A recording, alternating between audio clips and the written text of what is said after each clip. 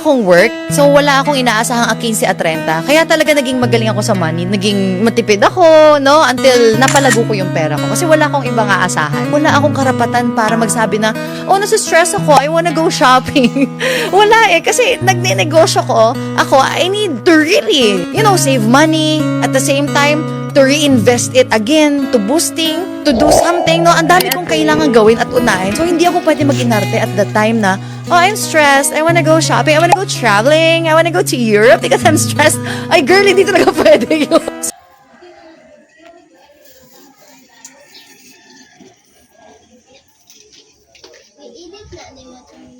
Yes.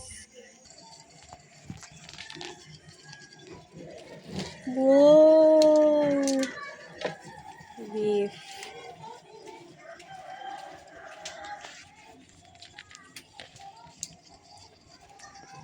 Say hi again. Hi.